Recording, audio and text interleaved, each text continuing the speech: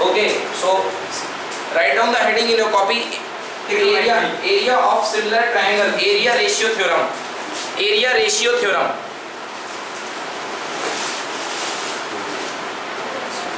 Area ratio theorem. Okay, area ratio theorem. Last class में हमने देखी थी basic proportionality theorem BPT and converse of BPT. अब next theorem पढ़ रहे हैं हम लोग एरिया रेशियो थ्योरम। ओके बच्चों, एरिया रेशियो थ्योरम जानने के पहले मैं आपको सिमिलैरिटी क्राइटेरिया एक बार फिर से रिवाइज करा देता हूं कि दो ट्रायंगल सिमिलर किस किस रूल से होते हैं। तो दो ट्रायंगल सिमिलर होने के लिए पहला क्राइटेरिया है angle angle angle. Okay, angle angle angle याद आ गया आपको?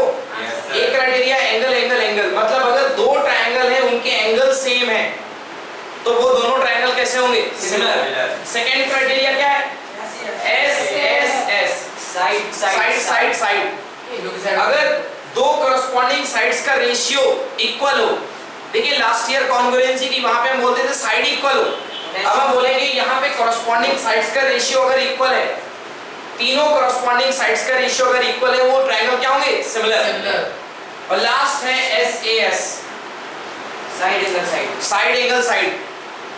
अगर दो साइड्स का रेशियो और इंक्लूडिंग एंगल, दो साइड्स का रेशियो और इंक्लूडिंग एंगल यदि इक्वल है तो वो दोनों ट्रायंगल भी सिमिलर होंगे। एग्जांपल के लिए मैं लिख रहा हूं आपके सामने, एक ट्रायंगल है ए बी सी और दूसरा ट्रायंगल है पी क्यू आर। मैंने आपको ये दे रखा है कि एंगल बी और एंगल क्यू इक्वल है, angle B angle Q equal है। ये इंक्लूडिंग एंगल है। ये किसका इंक्लूडिंग एंगल है? ये इंक्लूडिंग एंगल है साइड ए बी का, साइड बी सी का एंगल बी, और साइड पी क्यू और क्यू आर का इंक्लूडिंग एंगल क्या है? Angle Q. तो एस ए एस से अगर ये सिमिलर होना चाहते हैं तो इनकी कॉरस्पॉन्डिंग साइड्स का रेशियो इक्वल होगा। मतलब A B divided by P Q is equals to B C divided by Q R. ये दोनों साइड्स के रेशियो, कॉरस्पॉन्डिंग साइड्स के रेशियो, इसका रेशियो इसका equal to B C ratio Q R, and साथ में इंक्लूडिंग एंगल इक्वल होंगे, तो ये दोनों ट्रायंगल सिमिलर होंगे। ओके, तो ये सिमिलैरिटी क्राइटेरिया हमने तीन पढ़ रखे हैं पहले भी, एक बार इसको रिवाइज भी कर लिया। क्या क्या similarity criteria? Angle angle angle, side side side और साइड एंगल साइड। ये तीन क्राइटेरिया केवल हमारे सिमिलैरिटी के हैं, और अगर इन तीन क्राइटेरियाज में से एक भी क्राइटेरिया लग रहा है तो वो दोनों ट्रायंगल क्या होंगे? सिमिलर। तीन ही है सर, बस केवल तीन क्राइटेरिया है। और अगर तीन सिमिलर होने के बाद मैंने आपको एक और चीज बताई थी लास्ट क्लास में, CPST, corresponding part of similar triangle. Similar triangle के तीनों एंगल क्या होते हैं? इक्वल। और दूसरा, सभी साइड्स का रेशियो क्या होता है? Equal. All sides having equal ratio, all corresponding sides having equal ratio. हम जल्दी से आते हैं अपनी अगली थ्योरम पे, area ratio theorem. Okay, area ratio theorem. This theorem can be applicable only for the similar triangle. ये थ्योरम क्या कहती है? इस थ्योरम का कहना है कि अगर आपके पास दो सिमिलर ट्रायंगल हैं, अगर आपके पास दो सिमिलर ट्रायंगल हैं तो उन ट्रायंगल्स के एरिया का रेशियो, उन ट्रायंगल्स के एरिया का रेशियो उनकी कॉरस्पॉन्डिंग साइड्स के रेशियो के, नहीं थोड़ा सा जोड़िए, उनकी कॉरस्पॉन्डिंग साइड्स के रेशियो के स्क्वायर के इक्वल। किसके इक्वल? स्क्वायर के इक्वल। एरिया, अब आपको यदि भूल जाए तो आपको मैं याद करने के लिए ट्रिक बता रहा हूं। देखिए, एरिया का फॉर्मूला होता है 1/2 बेस इनटू हाइट। ट्रायंगल का, हाँ, area of triangle equals to 1/2 base into height. तो जब बेस इनटू हाइट बोलते हैं तो बेस भी एक साइड है और हाइट भी एक साइड है, तो साइड इनटू साइड करेंगे तो साइड का स्क्वायर आएगा कि साइड ही आएगा? साइड का स्क्वायर, साइड का स्क्वायर। इसका मतलब ट्रायंगल्स के एरिया का रेशियो उनकी साइड्स के स्क्वायर के रेशियो के इक्वल होता है। आई बात समझ में? तो सबसे पहले हम थ्योरम का स्टेटमेंट देखते हैं। तो स्टेटमेंट लिखिए, the ratio of the areas of two similar triangle, the ratio of the areas of two similar triangle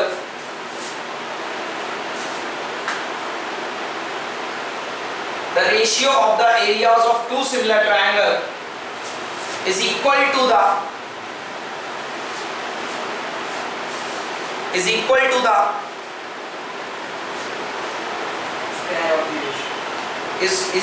the square of ratio of their corresponding sides, is equal to the square of ratio of their corresponding sides.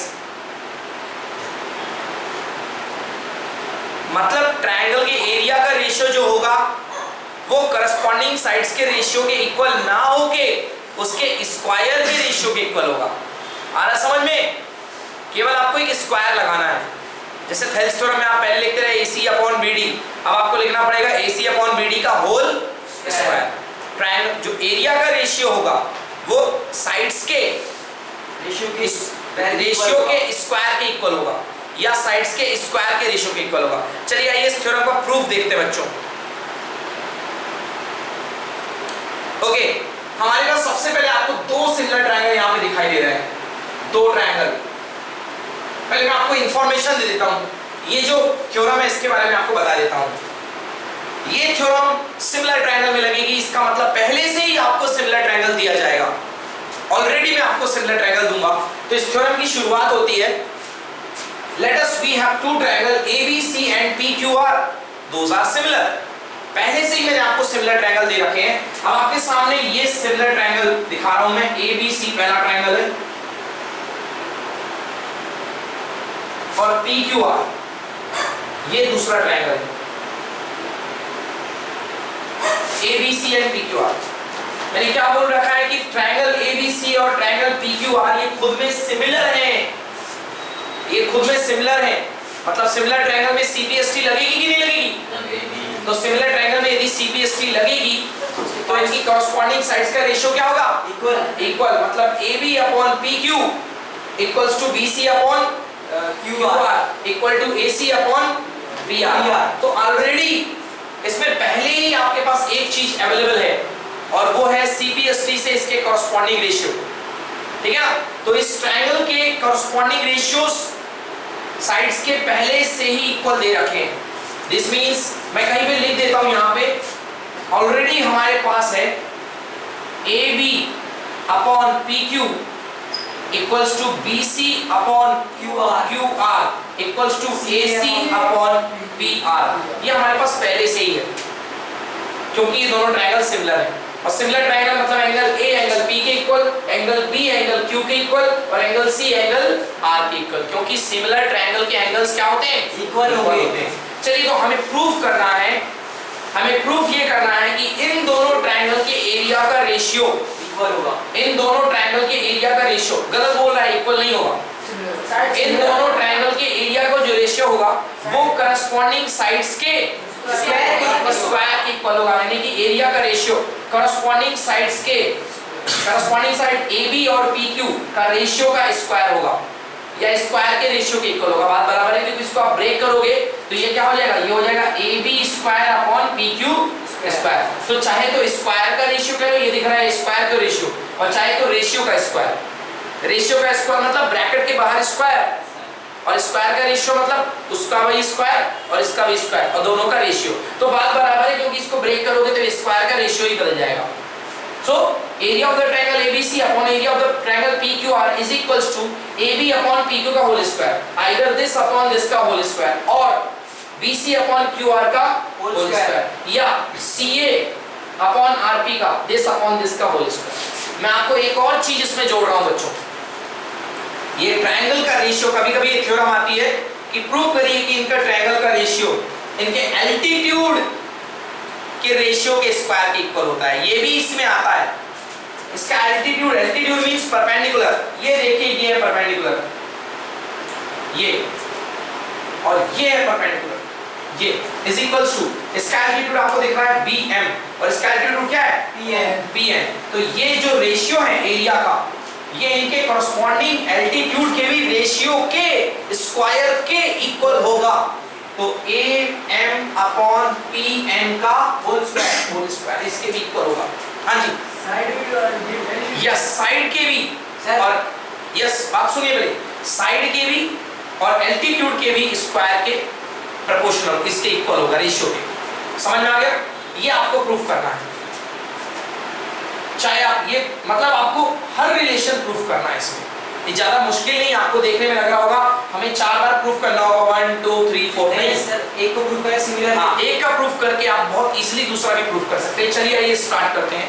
तो सबसे पहले construction करेंगे, हमें altitude बनाना पड़ेगा। Construction किया ए से लेके M और पी से लेके एन। आप देखते जाइए, मैं नोट्स आपको दूंगा, डॉट लिखने की जरूरत नहीं है। ए से लेके एम और पी से लेके एन आपने कंस्ट्रक्शन कर दिया बच्चों, ठीक है? क्लियर? ये कंस्ट्रक्शन क्यों किया?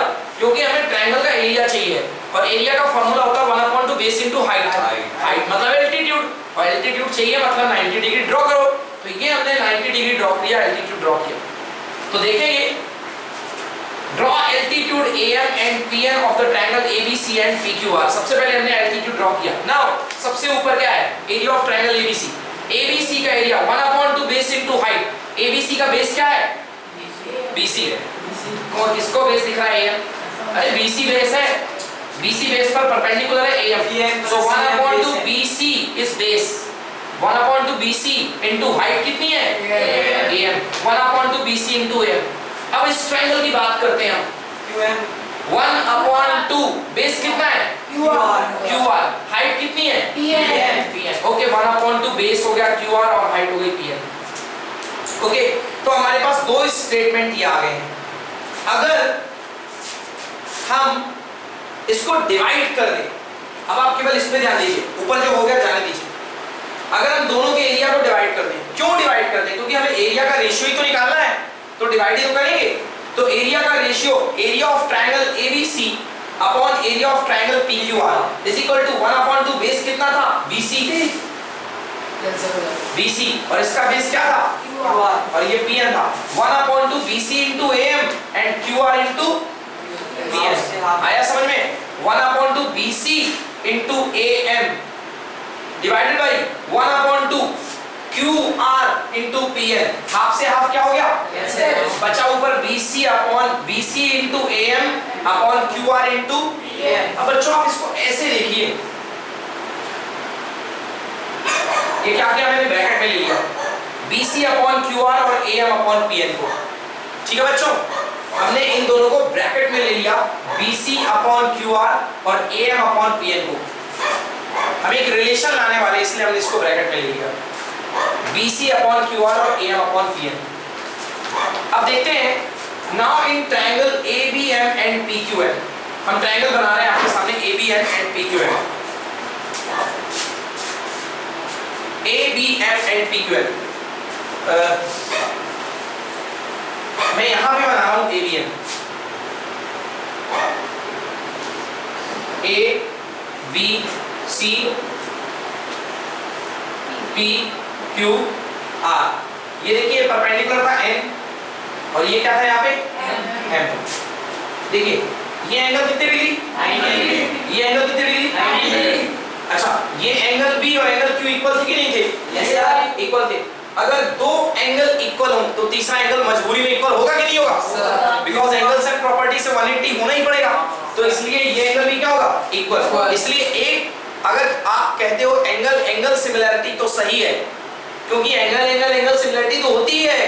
एंगल एंगल मतलब दो एंगल भी अगर इक्वल हो गए तो तीसरा एंगल तो इक्वल होता ही है। इसलिए एंगल एंगल सिमिलरिटी से ये दोनों ट्रायंगल कैसे हो गए? सिमिलर। कॉन्ग्रुएंट क्यों होंगे? ये दोनों ट्रायंगल कैसे हो गए? सिमिलर। कौन से triangle? Triangle ABM and triangle PQN। ये दोनों PQN, not PQR। Angle ABM and angle PQN। ये क्योंकि एंगल कहां है पहले से? ABC is similar to PQR। तो ABC PQR के था ना, अब हम क्या बोल रहे हैं? ABM and PQN। आ रहा समझ में? ये एल्टीट्यूड वाले के साथ। अच्छा, क्लियर हुआ? तो अगर ये दोनों सिमिलर हो गए मतलब इसमें CPST लगेगी, corresponding part of similar triangle are in same ratio. तो आइए CPST लगाते हैं। तो CPST यहां पे लिखा हुआ है, now in triangle ABM and PQN, इन दोनों ट्रायंगल में angle B equals to angle Q, angle B जो होगा एंगल Q के इक्वल होगा, ये लिखा है। And angle M is equal to angle N, how much degree? 90 degree. They both are equal. So the triangle are similar. So the triangle are similar. Now apply the CPST. Corresponding part of similar triangle are in same ratio. So इसका corresponding part क्या है? AM. और इसका corresponding part PN. So AM upon PN is equal to AB upon PQ. Yes or no? AM upon PN equal to AB upon PQ. Yes or no? भाई इस triangle का corresponding part ये है, तो ये ratio ये equal to ये ratio ये, AB upon PQ equal to AM upon PN. Yes or no? अब हम फिर से वही रिजल्ट को याद करते हैं जो सबसे पहले हमने लिखा था सिमिलर ट्रायंगल का। वो रेशियो हमने लिखा था, ये देखिए हमने लिखा था AB upon PQ is equals to BC upon QR, BC upon QR equal to AC upon PR।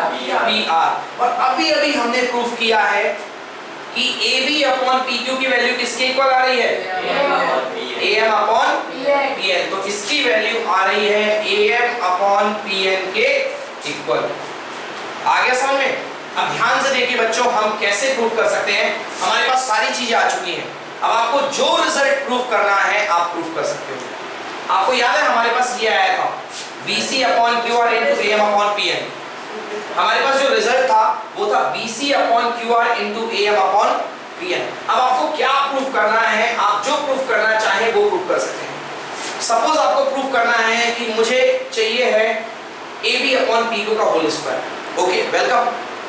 आपको चाहिए AB upon PQ का होल स्क्वायर। तो आपने लिख लिया ट्रायंगल का एरिया का ratio ABC upon PQR equal to wait ABC upon PQR equal to BC upon QR into AM upon PN। Now देखिए BC upon QR किसके इक्वल है? QP के। BC upon QR किसके इक्वल है? AB upon PQ। तो इस place पे आप रख सकते हैं AB upon PQ। अच्छा AM upon PN किसके इक्वल है? AB upon PQ। तो आंसर क्या आ गया? AB upon PQ का होल स्क्वायर। आ गया समझ में?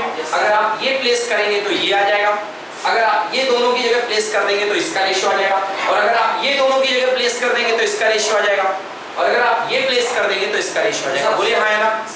चारों प्रूफ हो गए।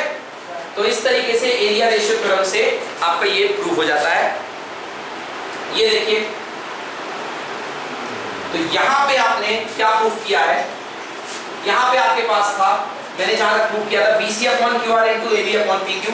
तो BC upon QR की जगह इन लोगों ने रख दिया फिर से AB upon PQ। तो AB upon PQ, AB upon PQ आ गया AB upon PQ का होल स्क्वायर। आगे बात समझ में ना? सिमिलरली आप किसी भी रिलेशन को यूज करके आप चाहे AB upon PQ का होल स्क्वायर निकाल लें, या BC upon QR का स्क्वायर निकाल लें, या AC upon PR का स्क्वायर निकाल लें। और एक बात इन्होंने नहीं लिखी है वो मैं लिख देता हूं, चाहे आप तो इसके एल्टीट्यूड का स्क्वायर निकाल लें, यानी AM upon PN का होल स्क्वायर। आगे बात समझ में? कोई दिक्कत इसमें? चलिए, तो ये हो गई आपकी area ratio theorem. Okay sir, ये प्रॉपर्टीज है। चलिए बच्चों, इसकी मैं एक प्रॉपर्टी बताता हूँ आपको। एक्चुअली वो क्वेश्चन आपकी बुक में है, आप लोग पहले ट्राई करिएगा, फिर नहीं बनेगा तो मैं आपको और डिटेल बताऊंगा। जैसे आपने अभी देखा कि आपके पास एक ट्रायंगल है ABC और PQR।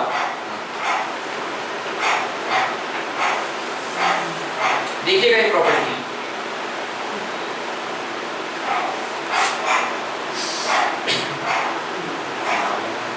Triangle ABC PQR। आपने भी ये देखा कि इनके एरिया का रेशियो, ट्रायंगल ABC का एरिया डिवाइडेड बाय PQR का रेशियो ABC का रेशियो डिवाइडेड बाय PQR का रेशियो इनके कॉरस्पॉन्डिंग साइड्स के रेशियो के स्क्वायर के इक्वल है। और साथ ही साथ मैंने बताया, अगर आप एल्टीट्यूड डाल देते हैं, इस एल्टीट्यूड का नाम आपने सपोज AD ले लिया, और इस एल्टीट्यूड का नाम आपने मान लीजिए सपोज आपने AM लिया था और इसको AN लिया था, तो ये इसके एल्टीट्यूड के रेशियो के स्क्वायर के इक्वल होगा। मतलब AM अपॉन PN का बच्चों ये तो था एल्टीट्यूड। एल्टीट्यूड मतलब वो लाइन जो 90 डिग्री डाले सामने वाली साइड पे।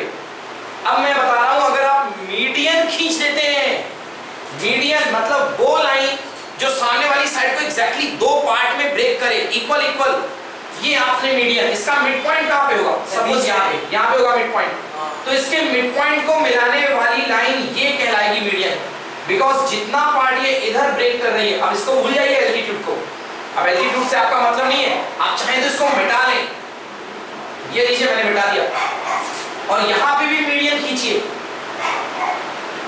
ये आपने मीडियन खींची, तो ये पार्ट इनका कोई रोल ही नहीं है, यहाँ पे एम का भी कोई रोल नहीं है। अब आपने इनके नए नाम दे दिए, मान लीजिए इनका नाम दे दिया आपने एच और के, इसका नाम दे दिया आपने एच और इसका नाम दे दिया के, तो आपको पता है इनके जो मीडियन का रेशियो आएगा ना, उनका स्क्वायर भी एरिया के रेशियो के इक्वल होगा, मतलब मीडियन भी सपोर्ट करता है, मतलब AH अपॉन PK का होल स्क्वायर, तो मीडियन भी सपोर्ट करता है। आई बात समझ में? तो कौन कौन सपोर्ट कर रहा है एरिया रेशियो थ्योरम को? करस्पॉन्डिंग साइड्स, करस्पॉन्डिंग एल्टीट्यूड और करस्पॉन्डिंग मीडियन, तीनों में ये थ्योरम वैलिड होती है। इस पर बेस्ड डायरेक्टली क्वेश्चन आएंगे। चलिए, तो ये हो गई हमारी कंप्लीट एरिया रेशियो थ्योरम। इस पर बेस्ड एक एक्सरसाइज है और वो एक्सरसाइज पूरी आपको करनी है। 8.3 सिमिलरिटी बेस है, 6.4। ओके बच्चों, तो ये हमारी रेशियो थ्योरम हो गई कंप्लीट। आप प्लीज सारे एक्सरसाइज करवाएंगे।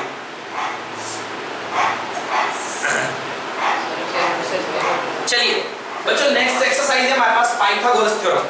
ओके, नेक्स्ट एक्सरसाइज है पाइथागोरस थ्योरम। चलिए लिखिए पाइथागोरस थ्योरम।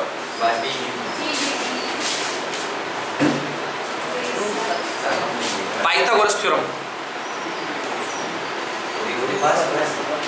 पाइथागोरस थ्योरम लिखिए। In a right angle triangle,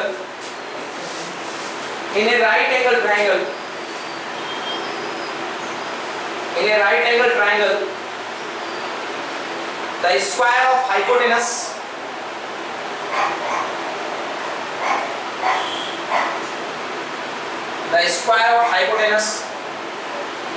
is equal to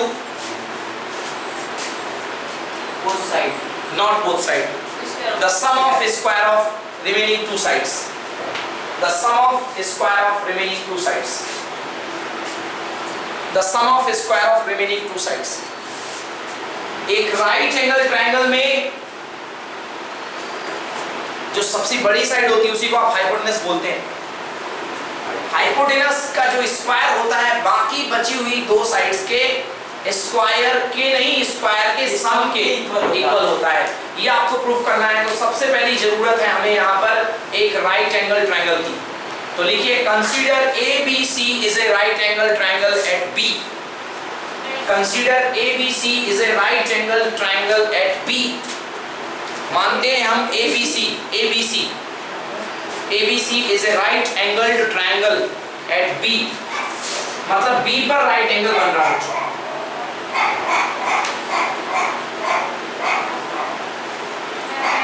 ये B पर आपने राइट एंगल ट्रायंगल बना लिया। ABC is a right angle triangle at B. So here angle B equals to how much degree? 90 degree. 90 degree. Okay.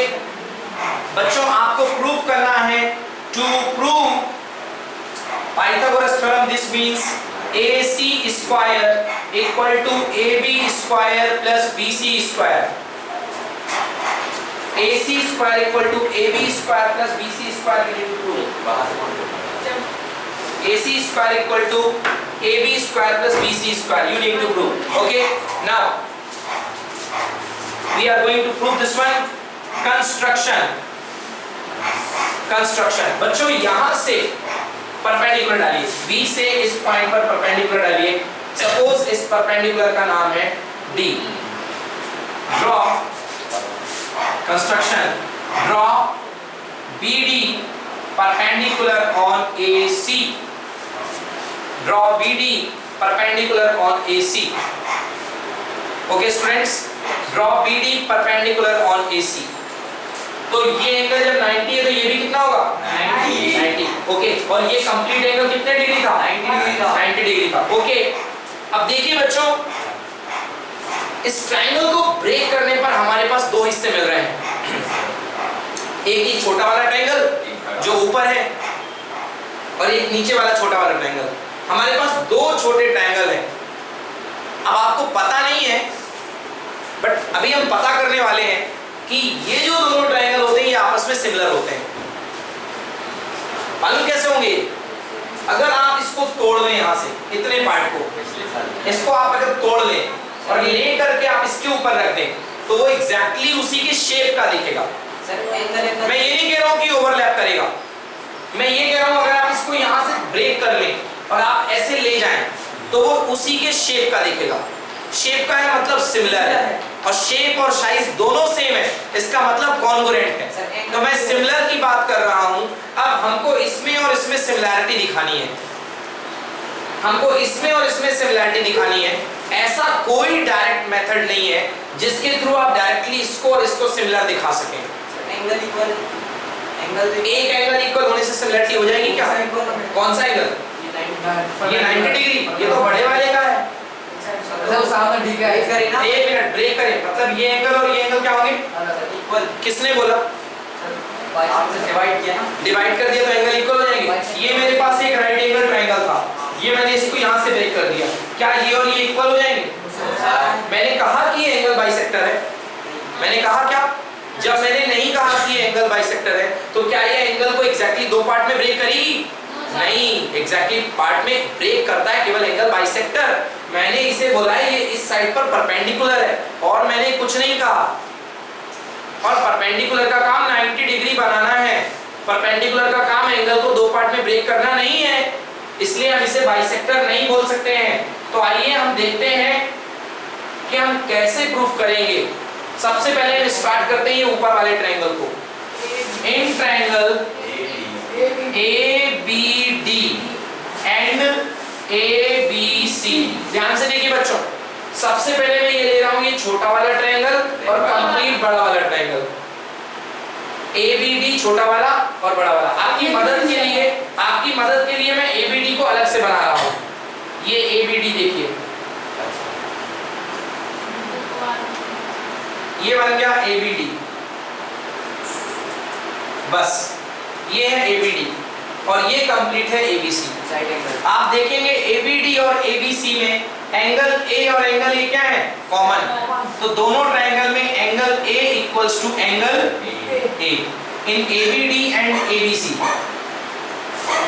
In triangle ABD and triangle ABC, थोड़ा जगह चाहनी पड़ेगी, and triangle ABC, ध्यान से देखिएगा, angle A equals to angle A, ये दोनों angle equal हो गए।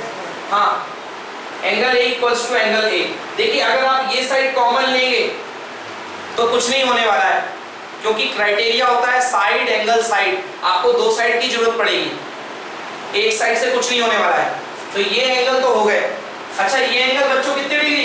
90 डिग्री। और इसका ये एंगल कितने डिग्री? 90 डिग्री। मतलब angle ABD, sorry C, angle ABC equals to angle ADB।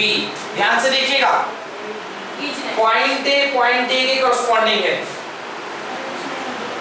और पॉइंट B किसके कॉरस्पॉन्डिंग है? D के। पॉइंट B जो है